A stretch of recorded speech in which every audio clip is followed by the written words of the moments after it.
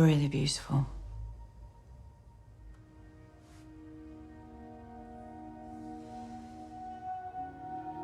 So are you.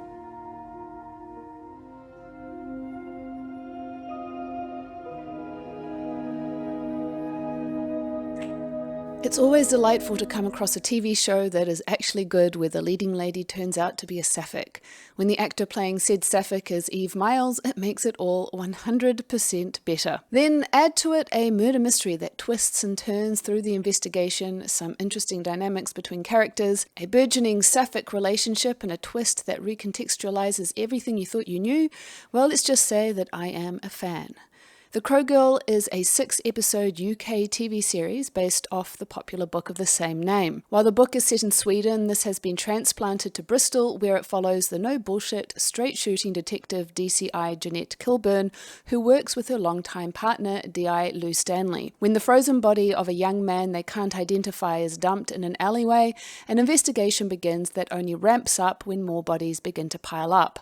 As Janette works to follow the clues, she reaches out to a psychotherapist who might be able to help her, Sophia Craven, and there is an immediate rapport between the women that is both professional and personal. As Janette is drawn deeper into the investigation, her crumbling family life comes into sharp relief, which could spell the end of her marriage, but that is not the only thing that is set to turn her life upside down. The procedural elements of the series is strong. I won't go much into this element of the show, but I will say that there is a clear hook with the mystery of who is killing, freezing, and dumping bodies on what appears to be some strategic doorsteps of powerful men. There is an interweaving of a number of storylines alongside the investigation that lays down multiple threads that, as the episodes proceed, begins to cinch together very nicely to, by the end of the final episode, offer up a complex, multi-layered story.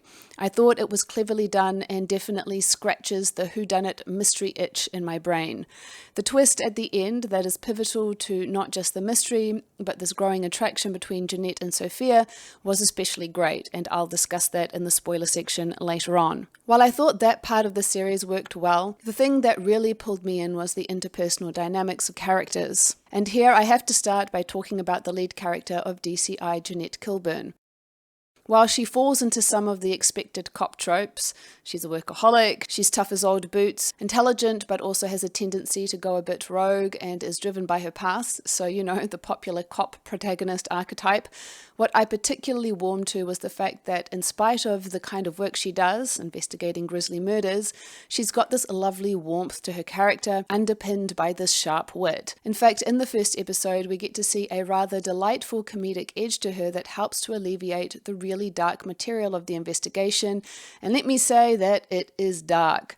While it starts out looking at young men who have been murdered, which felt novel enough that I was making a mental note that the victims here were men and not women for once, there is also an even worse abuse that gets uncovered, and this deserves a trigger warning for child pornography, child abuse, and pedophilia that most certainly has girls as their victims. You are warned.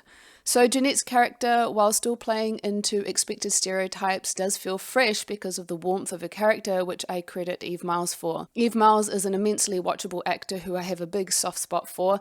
I first discovered her in the mid-2000s with the very fruity Doctor Who spin-off Torchwood, where Captain Jack Harkness, the bisexual immortal time traveller from the future, has been tasked with setting up a secret base to hunt aliens in Cardiff, Wales. Amongst the team Jack set up was Gwen Cooper, who many hated, apparently, but I do wonder if it wasn't just Doctor Who fanboy misogyny rearing its all too predictable head, because I loved her, and she got to lock lips with at least one lady alien, and I'm all for that. She's done a lot of other work too, of course, but gay stuff always gets my attention.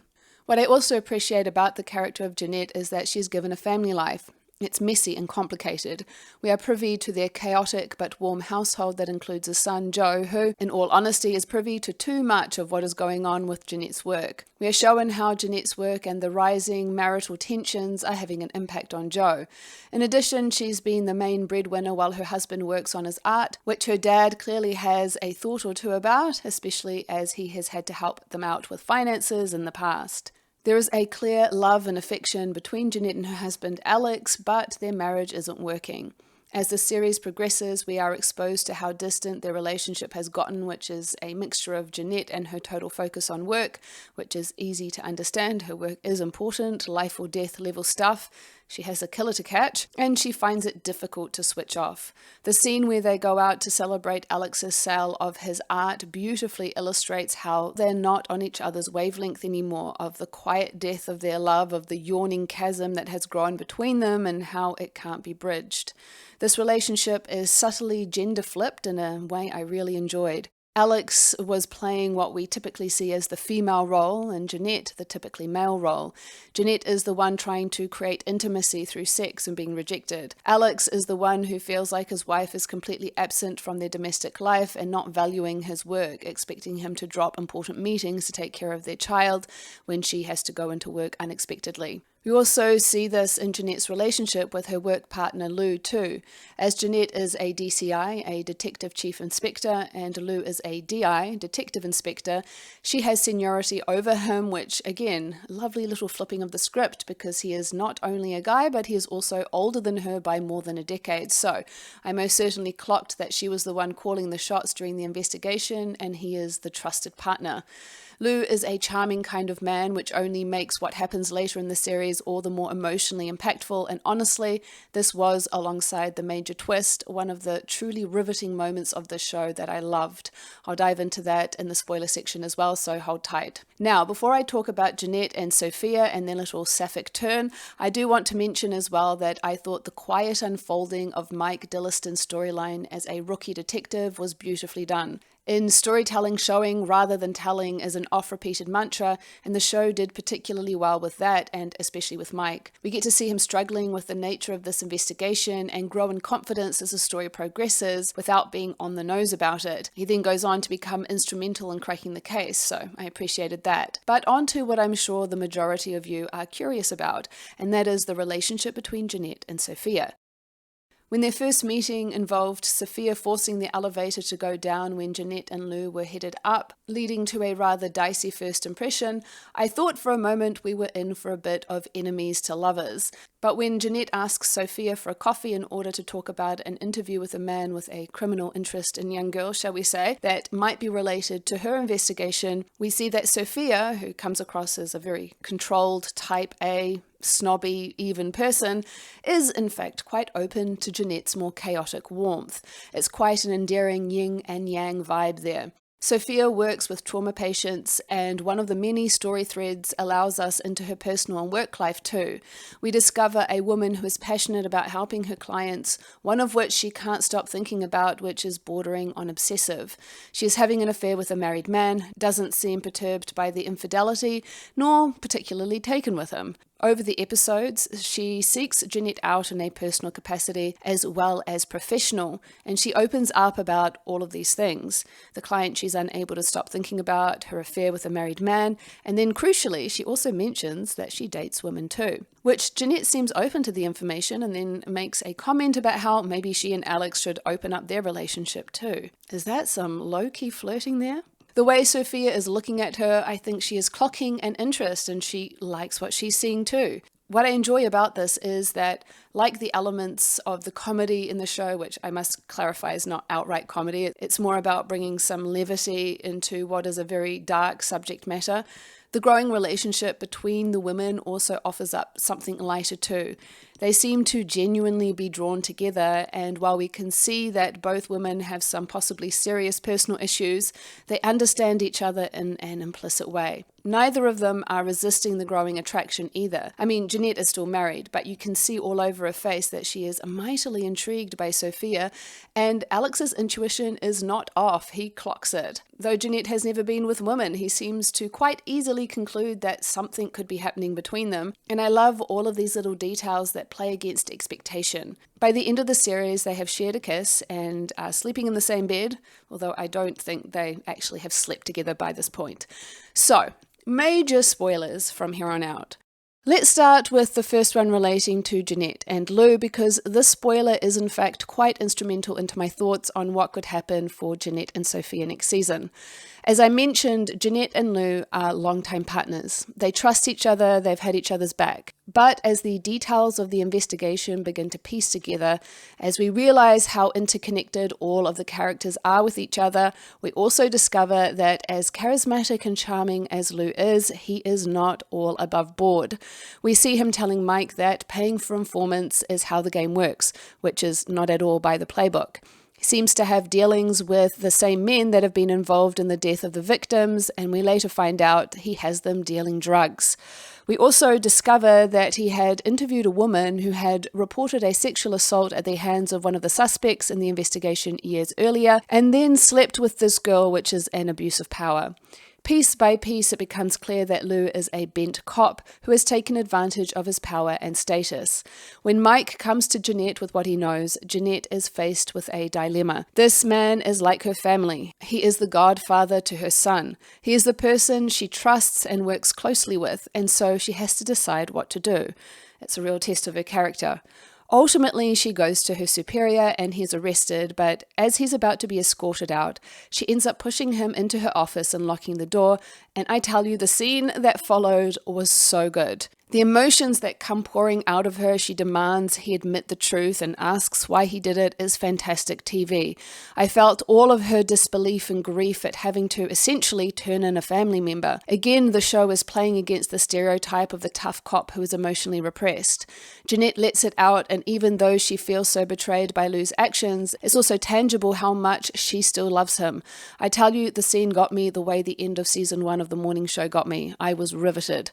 Crucially, this exposed an important character trait of Janette's, namely that she values integrity and honesty, and for her work as a cop comes above everything. So how this will then inform this burgeoning relationship between her and Sophia is something to ponder. By the end of the series, Janette's relationship with Alex is over. It's his choice, more or less, he calls it, even though he clearly still loves Janette. They simply can't give each other what the other needs. Janette needs an unconditional supportive spouse who will take care of the domestic side of things because the work she does is difficult and demanding. Alex needs to feel seen and appreciated. As soon as the decision is made, Janette invites herself over to Sophia's place, and it leads to Sophia making a move on her and kissing her. But then, after Janette has fallen asleep in Sophia's bed, we see Sophia get up and we realize that Sophia has in fact been behind the dumping of the bodies that Janette has been investigating. She's not the murderer, but she is someone who knows who did it and wanted to get the police on the trail of the men involved, one of which is her father, who also abused her as a child.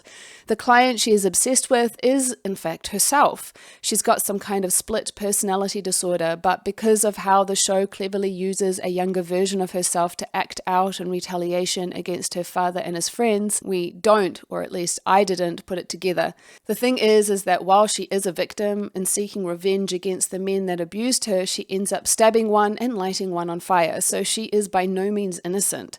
We see hints that all is not well with her, but it's not until the twist, when we see she has kidnapped and imprisoned her mother who did nothing to stop the abuse, that we truly understand the extent of her mental state and how haunted she is by her past.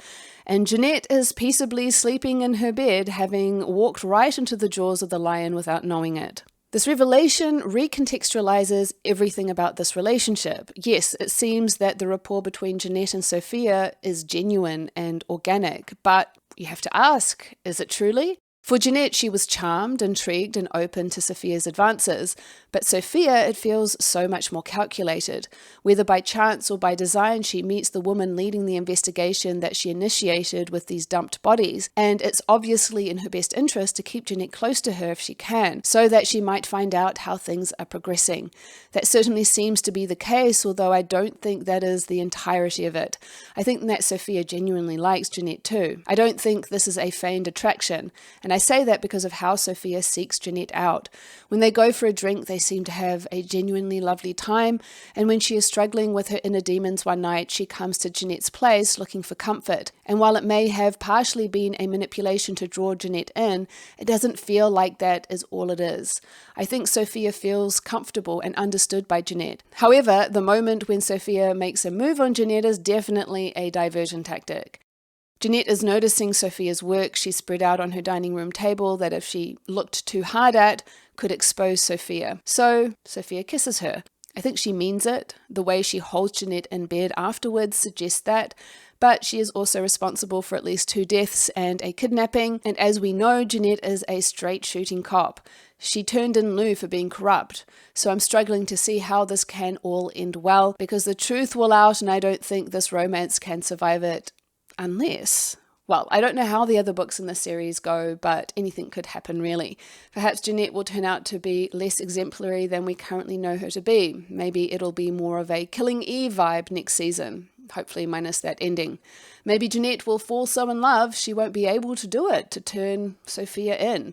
Maybe there is a pathway forward that I can't see that will allow these women to end up together while keeping the integrity of their characters. The shipper part of me always hopes for that outcome. But regardless of the fallout, I really hope we don't end up with gays buried.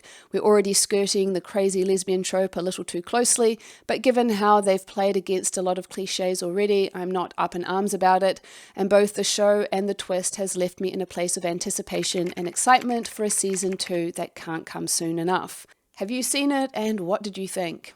Until next time, lady lovers.